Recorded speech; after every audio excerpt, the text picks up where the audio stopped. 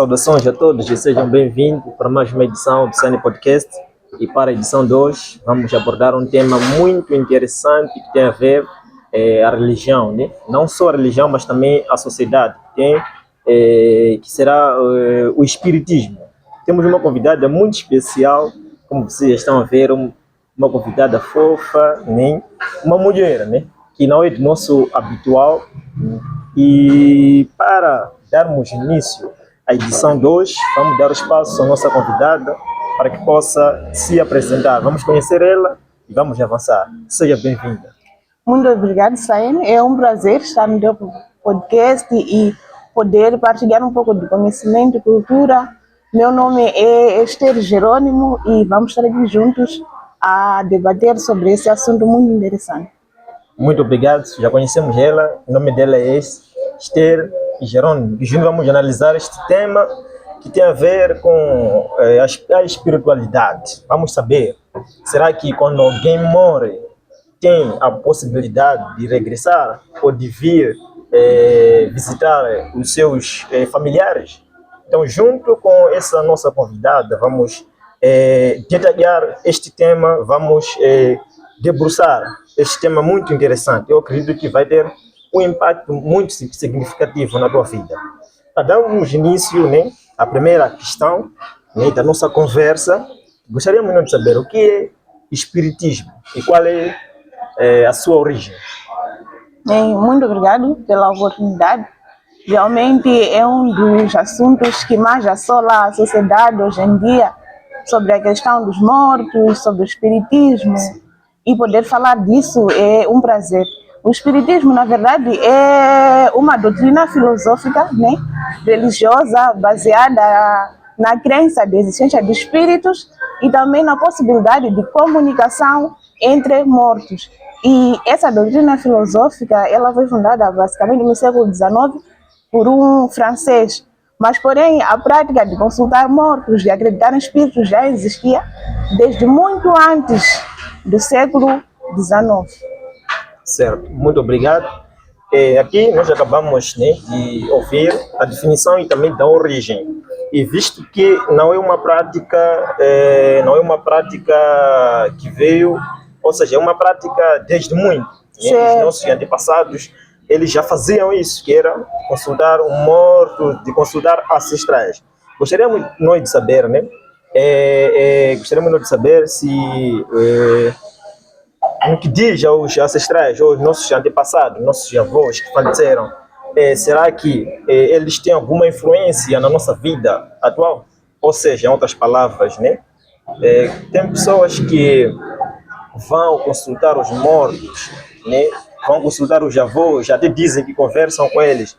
Nós gostaríamos de saber, será que existe uma influência, né, na nossa vida dos mortos? Ok, muito obrigado.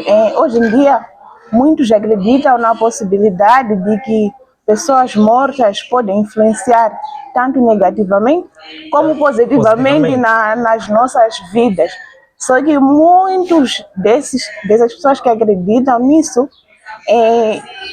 posso dizer que não existe nenhuma possibilidade. Segundo a Bíblia, se nós formos a visitar o livro de Eclesiastes 9, verso 5, nós podemos notar que não existe nada que os mortos podem fazer. A Bíblia é clara quando diz que os mortos não sabem coisa alguma, não podem pensar, não podem agir, muito menos influenciar na nossa vida hoje, como pessoas, como seres. Então não existe essa possibilidade dos mortos, segundo a Bíblia, claro, dos mortos poderem influenciar tanto negativamente como positivamente nas nossas ações diárias. Certo, muito obrigado. Visto que o nosso tema, né, é espiritismo, né? Nós estamos a falar do espiritismo, né? Será que é a obra de Deus, ou é a revelação de Deus, ou é a manifestação do poder do maligno, ou do diabo neste caso? Dando continuidade, nós vemos que existem pessoas que vão aos curandeiros, né? Dizem que vão consultar o espírito, né? O espírito dos avós. E temos visto que o curandeiro traz uma ilustração, até pode aparecer a cara da pessoa, né? A cara da pessoa conversando com os com os vivos ou com os familiares. Gostaríamos nós de saber o que a Bíblia diz a respeito dessa manifestação ou a respeito deste ritual. Será que é a manifestação do poder de Deus ou é a manifestação do poder do maligno? Muito bem. Nós, quando formos a ler a Bíblia com mais detalhes e formos a investigar, vamos ver que no livro de Coríntios, 2 de Coríntios 14, 11, nos versos 14, diz que o diabo ele pode personificar. Ou seja, personificar é ter várias formas, né? Ativar várias formas de se manifestar para as pessoas. Se nós formos a ver no Éden, quando a Eva pecou, Satanás apareceu para ele, mas não na forma normal dele, mas apareceu como uma serpente, um ser que foi criado por Deus. Tanto é que que Eva não estranhou. Tipo, a cobra era parte da criação, tudo bem. Como nós hoje em dia podemos ver nossos queridos, nossos antepassados e dizer, não, realmente é o meu avô, realmente é o meu pai, ele fala como o meu pai, age como o meu pai, mas Satanás ele vem estudando o ser humano desde a queda até hoje, e não ele tem capacidade suficiente para personificar, como a Bíblia diz, para personificar e personificar pessoas entre queridas nossas e desta maneira levar pessoas a um engano espiritual. Muitas das vezes acho que hoje em dia não é a única forma que nós vimos, mas também na Bíblia existem homens que consultaram a espíritos e realmente viram, mas depois a Bíblia é clara que esses espíritos não são verdadeiros, é Satanás disfarçado, tentando mudar a verdade que já havia sido colocada. Certo, muito obrigado. Dizias que esses espíritos, né, é a manifestação do próprio Lúcifer ou Satanás, neste caso. Então nós gostaríamos de saber, né, qual a diferença, ou seja, como é que eu posso conseguir distinguir que esta manifestação é divina e esta não é? Ok? Muito simples, muito simples. Se nós cremos em Deus e cremos que existe um Deus, nós seguimos a Bíblia, pois certo, não? Certo. Porém, a Bíblia a lei e a Bíblia é o reflexo claro do caráter de Deus. E nós, se formos a ver o caráter de Deus, é um caráter bom, um caráter de amor. Certo. E nós temos um grande conflito. Existem anjos de luz e existem demônios, certo, anjos do mal, certo? E a diferença que nós podemos encontrar está nas ações, nas manifestações de cada um. Se nós formos a ver os anjos, eles têm a função de ser mensageiros, eles guiam, né? Guiam as pessoas, na verdade, eles guardam as pessoas e ajudam as pessoas a chegar mais perto de Cristo. Porém, os espíritos maus têm outra função, né? Eles têm a função de destruir, têm a função de desviar as pessoas. Se você for a ver, muitas das pessoas que foram consultar espíritas, mediúns e adivinhos, sempre acabam voltando com conflitos, tanto familiares, tanto os conflitos internos, e muitas das vezes os resultados não têm sido positivos. Então, é muito difícil de entender como um Deus que é amoroso vai querer conflitos na família, na sociedade, querer a própria tua destruição. Muitos que consultam ouvem que não, você tem que fazer pactos de sangue, matar tua filha, fazer tal coisa. E é impossível algo desta natureza vir da parte de Deus. E nós vamos ver, de acordo, para nós conseguirmos distinguir e não cairmos nesse erro, de acordo com as obras, as manifestações que cada ser vai desenvolver. Nós vamos ver as ações. Aqui as ações levam para o bem ou levam para a morte e destruição. A única maneira de talvez termos mais consciência é lendo a palavra de Deus. Se nós lermos a palavra de Deus, vamos estar mais preparados quando for engano. Nós vamos conseguir perceber que é Satanás personificado, tentando enganar. Muito obrigado. Aqui nos deste a diferença, né, de como é que nós podemos distinguir e foste a mais a fundo. E nós gostaríamos de saber se um cristão, né, pode participar em cerimônias de espíritos dos ancestrais ou dos antepassados, dos avós que faleceram, ou podem consultar, em outras palavras, podem consultar aos curandeiros. Um cristão pode? Ok? Muito boa pergunta. Realmente houve um homem na Bíblia que foi consultar os espíritas. O nome dele é Acasias, é filho de Acabe e de Jezebel. Ele adoeceu e quando ele adoeceu, ele foi consultar um espírita para saber se ia morrer ou não. E Deus enviou um profeta para falar para ele. E na explanação de Deus, ele disse, vá perguntar a ele, por acaso não existe Deus em Israel? Para que você vá a esses homens consultar. Então logo vimos que Deus desaprova tais práticas. Quando o povo de Israel saiu do Egito para Canaã, nós vimos que os cananeus tinham práticas semelhantes de espiritismo, de sacrificar seus filhos, feitiçaria. E Deus, em Deuteronômio 18, versos 10 a 12, ele é claro, diz que não deixem que entrem no meio de vocês das pessoas, porque Deus sabia que poderia corromper o povo e distanciar o povo daquilo que era a verdade. E não, se Deus destruiu um povo inteiro, que eram os cananeus, para que o seu povo não fosse contaminado com estas práticas, imagine nós hoje. A recomendação é a mesma. Quanto mais longe nós estivermos, melhor. Deus tem seus meios de falar com o seu povo. Pois certo? Ele usa a palavra de Deus, né? Usa alguns homens de Deus, algumas igrejas, para nos transmitir verdades espirituais. Satanás também tem seus homens que ele usa para transmitir certos enganos. Certo. E esses homens são esses feiticeiros, espíritas, mediuns, que através de engano, eles vão transmitindo uma verdade distorcida para as pessoas. E Satanás usa essas pessoas. E não, quanto a consultar, quanto mais longe nós estivermos dessas práticas, muito melhor. Ok, muito obrigado. Nós vimos que a recomendação é não. O cristão não pode optar nessas práticas, que é de consultar os mortos. Exato. Pois sim? Exato. Ok, dando continuidade, nós vimos que na nossa sociedade, né, eu acredito que já respondeste, mas precisamos de aprofundar na resposta.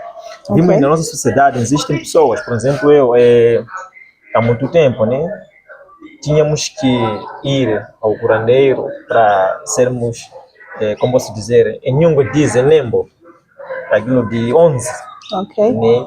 Então, íamos lá e acontecia aquele ritual que era de Nembo. Cortavam aqui, colocavam algumas coisas. Então, nós vimos que na ideologia dos pais, dos nossos cotas, eles dizem que servia como uma proteção.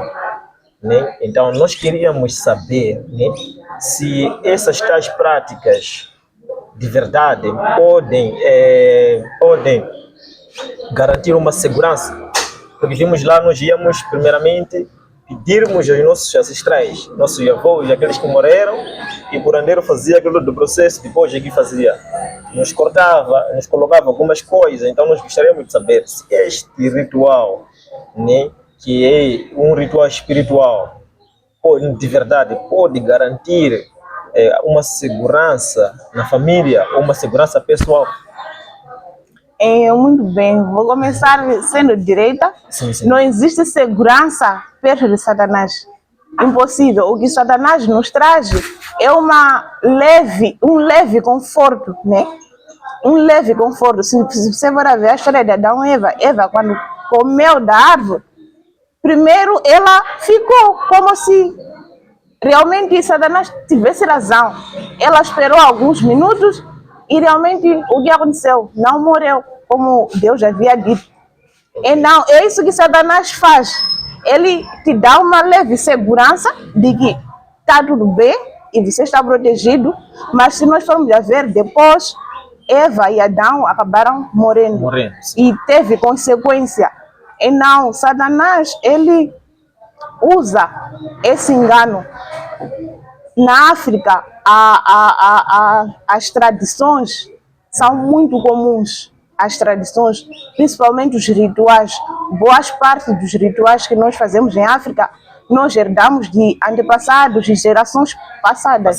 Realmente alegando que oferece alguma proteção. E as pessoas acreditavam nisso. sabe, a primeira coisa essencial para algo acontecer é acreditar, você entende? É acreditar. Se nós acreditamos, pronto. Isso pode acontecer. Pode acontecer. E não, se eu vou a um curandeiro, faço um ritual e eu começo a prosperar, eu vou acreditar que estou a prosperar por causa do ritual que eu fiz ou que fizemos na minha família. Mas se você for ver, muitos dos que procuram riquezas e posses através de esses rituais e proteção acabam sempre muito mal. Eles até podem prosperar por um tempo, aparentemente estar a funcionar, mas Satanás, ele é assim. Ele te oferece uma leve, momentânea tranquilidade, um certo conforto. E esse conforto, infelizmente, felizmente, não é para sempre. É temporário. É temporário. E não existe segurança perto de Satanás. Não existe segurança nos rituais, em nada do que nós fazemos, principalmente nos antepassados. Muitos até se prendem nessas práticas porque meu pai fez. Muitos nem compreendem porque o fazem, mas como herdaram, o fazem e acreditam que aquilo realmente tem efeito sobre a vida deles.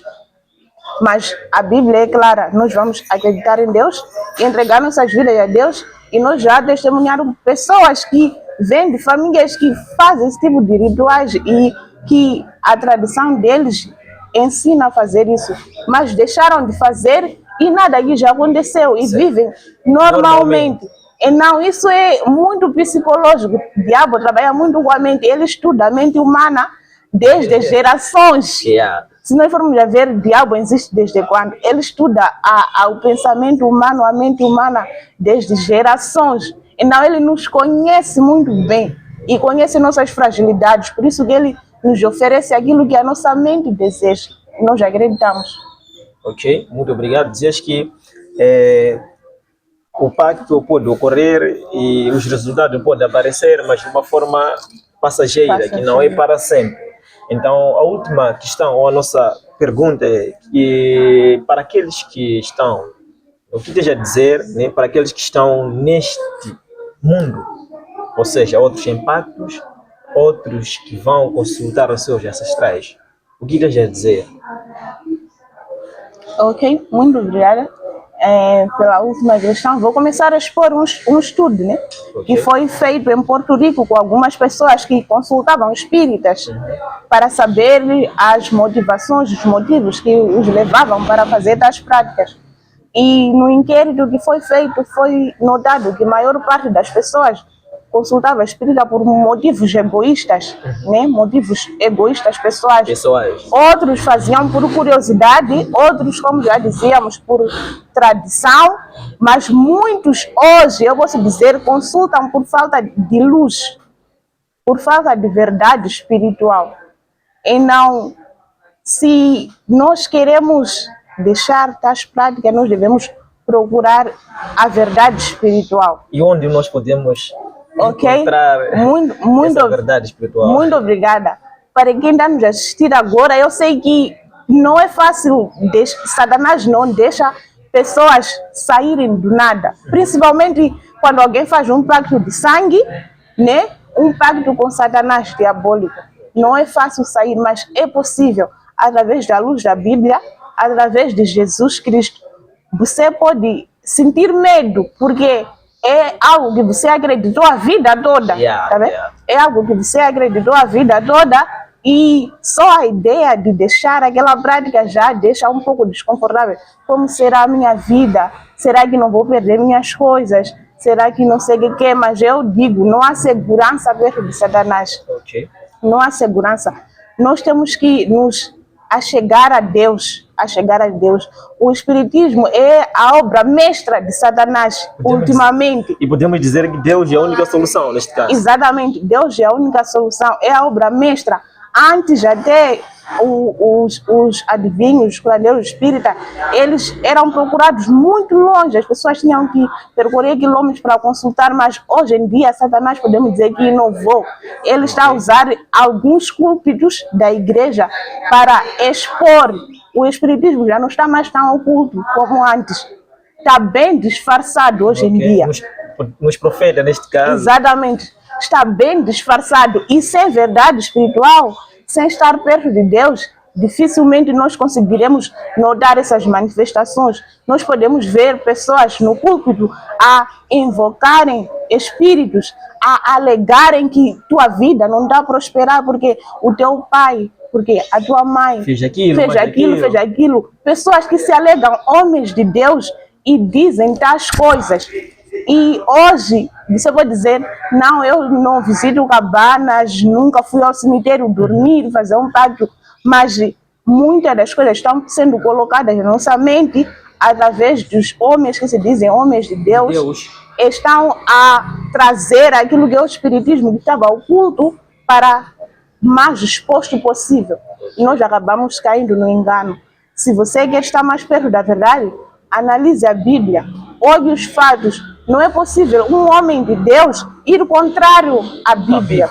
Não é possível. Se a Bíblia diz que os mortos nada podem, como um profeta, como um pastor alega que você não está a prosperar por causa do teu pai ou da tua mãe. E muitas das vezes essas pessoas, esses antepassados, se nós formos a ver, contribuem negativamente na nossa vida.